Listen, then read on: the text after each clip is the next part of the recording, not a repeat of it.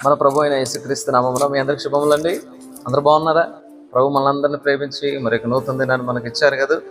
వాటి కొద్ది నిమిషాలు ఈ స్తోత్ర ప్రార్థనలో ఆయన మాటలు విందామండి.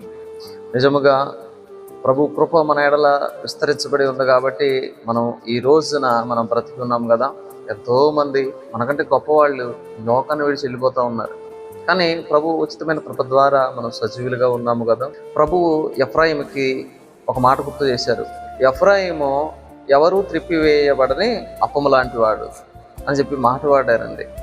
నిజముగా ఎవరూ త్రిప్పివేయని అప్పము అని అంటే మనం రెండు రకాల ద్వంద్వ మనస్తత్వాలు కలిగి ఉండకూడదండి.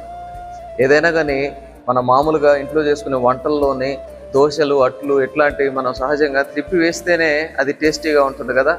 మన ఆత్మీయ జీవితం కూడా శ్రమలు వచ్చినా కానీ ఆశీర్వాదాలు వచ్చినా కానీ ఒకే రకంగా మనం జీవించాలి అనేది ప్రభు ఈరోజు మనతో మాట్లాడుతూ ఉన్నారు.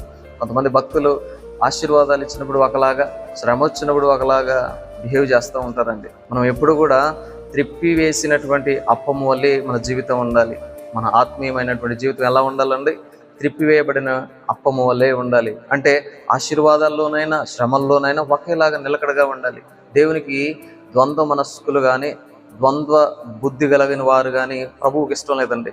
రెండు వైపులా కాల్చబడినటువంటి అప్పము ఏ విధముగానైతే టేస్టీగా ఉంటుందో ఆ విధమైనటువంటి ఆత్మీయ స్థితి మనందరం కలిగి ఉండాలనేది ఆయన కోరిక. అటు కృప దేవుడు మనందరికి దయచేయను గాక. ఆమేన్.